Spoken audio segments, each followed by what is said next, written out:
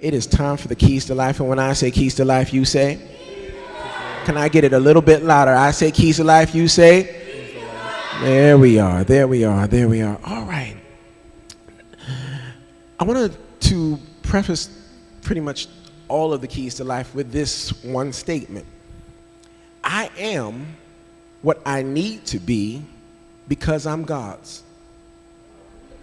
I am what I need to be because I am God's. What does that mean? It means that I can change. I am moldable. I can be who I need to be, where I need to be. God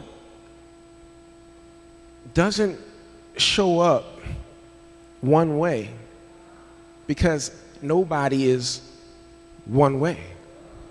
To the shy person, he talks to them and he understands them. To the person with all that excitement, he understands them and he speaks to them. To the person that is in the middle, he knows how to get to them. To the person that is dealing with issues and circumstances and problems, he knows how to get to them. God created you. He placed himself what? Inside of you so that you could be what you need to be, when you need to be it, where you need to be it. Never tells, that's just not me. I can't do this and I can't do that and I can't. The last verse you remember, Moses said, I can't do this and I can't do that. And he said, I'll send your brother with you. Do you remember the amount of conversations that his brother had with Pharaoh? I don't. I'm pretty sure I read it, but you heard Moses say what he needed to say. God gave him comfort and then sent him to do work because he can do all things. He can do it, even though at that period, in that time, and during the Old Testament, he did not live in him. He produced in the Old Testament what? He produced his spirit to go into by way that we don't have to do that. But now in that time, he used him in that way without any question. So Old Testament or New Testament, we have what? The Spirit of God. So if we have the Spirit of God, we can do what we need to do, when we need to do it, how we need to do it, where we need to do it, in every single way. And there's nothing stopping you from achieving what you need to achieve if God wants you to what? That's where we go. All right. Now, number one, what do you have to offer? What do you have to offer? If you don't know, that takes more time off of other people and more time by yourself to find out what you have to offer. Because there is something special about you, otherwise he would not have chose you. He would not have created you. You are special in some way. Multiple ways, really. You just have not opened those ways up. You have not looked into them. You have not developed them. Likely because to develop something takes work, it takes strength, it takes discipline, it takes doing most of the things that we kind of don't like to do. You weren't created to be disciplined.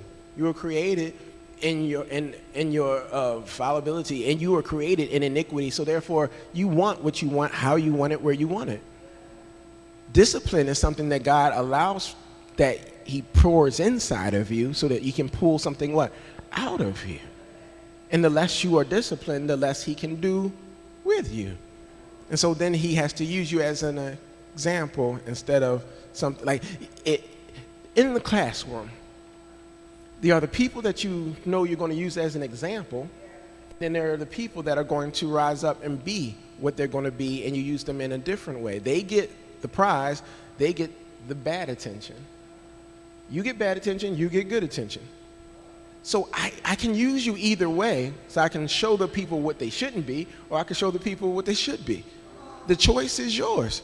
So when you have to ask yourself, what level, and we talked about levels last week, because sometimes we really think that we're on a certain level and that we can have anything we want. We can't have anything we want because we have to rise to what? The level in which it's on. And sometimes God gives us by grace and by mercy things that we shouldn't have in order to show us that what? Either what we are connected to is going to drop or we're going to drop. One or the other is going to happen, or you will what? Rise to the occasion. He doesn't give you a long amount of time for that. So you have to ask yourself, what level am I on, and what can I do to get to the next level? You have it inside of you. The question is, will you? So you have to ask yourself, what can I do? What can I do? What can I do? All right, I can do this. Now, how do I maximize it? How do I produce it? There's something that everybody likes about you, even me, and I'm not the most likable person, but there are some things that I do that people just genuinely like. And when I do those more than often, all of a sudden people want to spend time with me. But if not, you have to ask yourself, how do I level up? What do I need to level up? Some people are determined, but they're not determined to do it with excellence. Well, then change. You know you're determined. That's good. Now, add excellence so that people can actually see what you're determined about and how you're determined about. Figure it out. I know I give you a lot of homework, but what do you do without homework? What do you do without trying it? What do you do? Then you don't ever figure it out. And then the next week there was a good sermon, but you didn't gather anything. It's like taking a class and not taking any notes and not writing anything down, not memorizing it, and then not using it. Well, you gonna pay for the class again? For what? To say you win? All right, moving on. Before I move on, just be real with yourself. And when you're real with yourself, you allow yourself to take some of the things that you don't use and throw it in the trash. And then you'll figure out what works for you, and you use it every day. Whatever doesn't work, stop doing it. And what does work, work it, and work it, and work it. You know you said this to the person and that didn't work out. Well, stop saying it to the person. You making them mad and you making yourself mad. For what? For what? Oh, they didn't like how I did this. Then stop doing it. I like to do it that way. Is it benefiting you? No. Then stop. Like,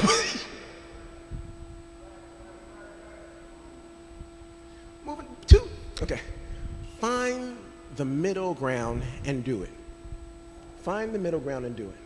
So, if we're going to have relationships, build relationships, work relationships, friendships, teacher, student, boss, employee, whatever it is, you have to figure out how to work it. What are you going to come up with? What are they going to come down to? And if there is an ability for them to come down to. Because the question sometimes is, can it be bendable? What I mean by that is, can we regulate it? If it's regulatable, you can say, hey, I was thinking that we could possibly do it this way. I'm willing to come up here, and maybe you're willing to come down here.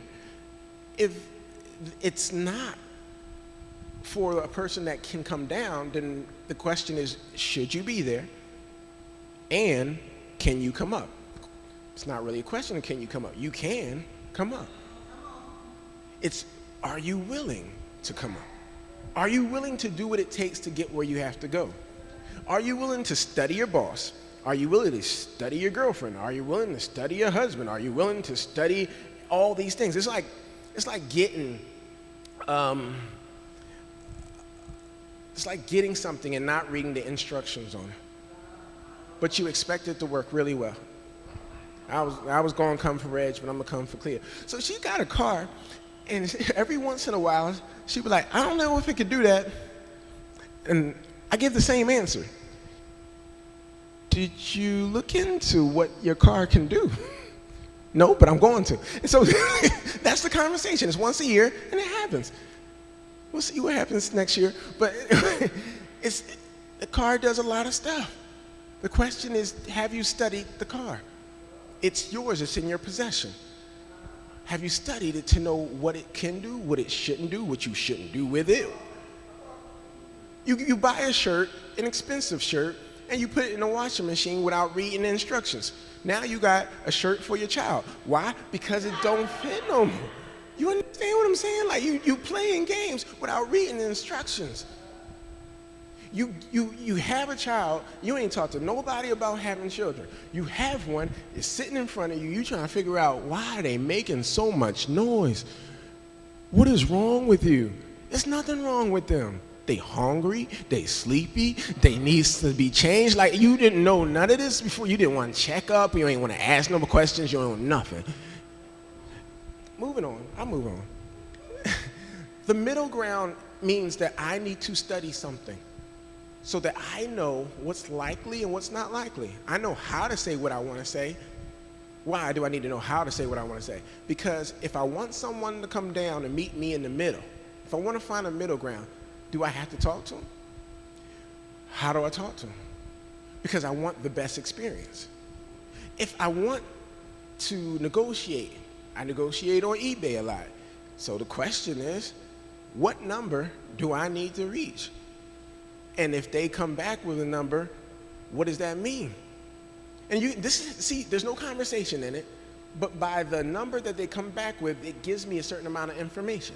Now, if you don't look at it that way, you will probably say something ridiculous and some ridiculous number, and then the conversation is over. It was a number conversation, but you can still study the number conversation by the number that they give back to you, or by the fact that they give you no number back. The question is, do you actually want what you want? Because if you want what you want, you can get what you want. You just got to figure out how to get what you want. Which means if there will be a middle ground. There is a way to step up. There is a way for them to step down. Even if there are rules, even if they are the boss, they will be willing to step down in some kind of way if you are worth the step. Most people want something, but they're not worth what they want. It's like, I want a raise, but I'm not somebody that you can't deal with without. But if I'm somebody you can't go without, and it would be hard for you to replace me, all of a sudden I look different. And that's how it works in jobs, but that's how it works in relationships. You're trying to figure out why the person is okay with you not calling them, because it doesn't matter. It doesn't. What did you bring? Which takes me to my first point. So I'm going to go back and move on. But find the middle ground. There is somewhere for you to go. Sometimes it takes action, sometimes it takes words, sometimes it takes words and actions, most times it takes words and action for somebody to believe that you are who you say you are, and you can be who you said you are because God is in you and he will make you, he has made you able to be who you need to be. I never understood this thing where somebody's like, well, that's just who I am, and I don't want to change for nobody. Don't change then, you'll have what you have. Most people that don't change have what they have, and they usually consistently lose. They look a certain way, and so people treat you how you look. People treat you how you act. If you look a certain way, then I'm going to treat you. If you look like you $40, I'll treat you like you're $40. And that's not in the quality of clothes, whether you're clean and neat, changes the story. How you present yourself, how you look, what you do. But I'll move on because this is the third point. Third point. Your change will never stick if it's not all around. Your change is not even really change. So let me say it again. Your change, it never sticks. It never stays. It never rests with you. It never rests in you. It never rests on you if it's not all the way around. Okay. So what does that mean? That means that if I am this way to you guys, and then I go home and I do something else, it's just a fraud. It's just a fake. Now somebody will say, well, you're an extrovert here, but you're an introvert there. I am who I need to be where I need to be it. So what are you saying? What I'm saying to you is it's not change. This part is not change. If I present that I need to reach every single person, but I would rather, so when I can pull back and sit there for 5 to 25 minutes or 2 hours or 3 hours, and you're trying to figure out why, he ain't said nothing to nobody, because I can at that moment, I can, and it's not hurting anybody. But if I am who God called me to be, where God called me to be, when he called me to be it, I know when it's hurting and I know when it's not hurting. It's kind of like the code switch. A lot of times what people don't understand is that you have to be able to reach everywhere you are. Does that make you fake? No. What makes you fake is that you can't put your personality in both of those places. So when I go to deal with executives, I am who I am with those executives. When I'm with my children, I am who I am with my children. Each one of them are different. Every single one of them are different. And so I have to be who I need to be to each one, because one needs that verbal, the other one needs that touch. Everybody needs something. So what I'm trying to get you to understand is that's different versus you presenting this is who you are, period. And then over here, they know you as someone else. If my house can't meet my church, then there's a problem. And since my house comes to church, they never look and say, well, that's not what you do at home. You be lying and everything at home. No, you ever been with kids and you like I used to do this thing called emotional support, and we brought the parent to school, asked the parent to come to school, and the parent was like, well, he should never. We never have, and he never does this, and he never does that, and the kid was like this. Like his face was like the devil is a lie. Like his face was like, Mom, like I was just cursing with you on the way here. Like, what are you talking about? And that's what you present as a grown-up. That's what you present because you're trying to figure out. Don't fake it. You'd have been better off like, yes, I know I need to work on that. Because that is how he acts at home. And so that's why he acts that way here. God can respect that. God can't respect you switching and then switching and then switching, and then you go over there to this person like, I can only be this way with you. Then why in the world are you with anybody else? You understand what I'm saying? Like, why would you say that to one person and then go over here and do all these things? Because you're faking. What change means that I've upgraded in all these areas. Now, I'm not saying in these like areas as far as, well, this is math, this is science, this is English. No, I mean as in this is my personality, this is how I am, and this is my personality, and this is how I am, and now I may change the words, but I don't change who I am. So that way, no matter where I go, you can take one person from a job, one person from a church, one person, and they all meet up, and they be like, yeah, he said that. He just said it a little differently, but they mean the exact same thing. Yeah, he does that. He got snacks on Sunday, and he got snacks at work. He got snacks at home. I got snacks everywhere. I'm going to be the same person with the snacks. You understand? I'm going to be hungry everywhere. That's who I'm going to be. I'm going to use the same things. That's what I need you to understand. And it can be kind of confusing, and so I'll go further on later on in the month. But you don't need to change for one person. You need to change for God. And if you change for God, then you'll change for everyone. Stop trying to be 7 people. You will start to mess up at home, you will start to mess up at work, and you're going to give the wrong people the wrong things, and then all of a sudden people are like, oh, that's you. Oh, you've been faking this whole time. This is the you, and now they're confused. They feel like you're a fraud. And then you say, I know Jesus. They're like, you don't know Jesus. You couldn't know Jesus. You don't know Jesus. You want me to come to your church. You crazy on Friday. You spiritual on Sunday. You broke on Wednesday. I don't want that. I don't need that. I want a God that never changes. And if that God is in you, then what do I want that for? Well, those are the keys to life.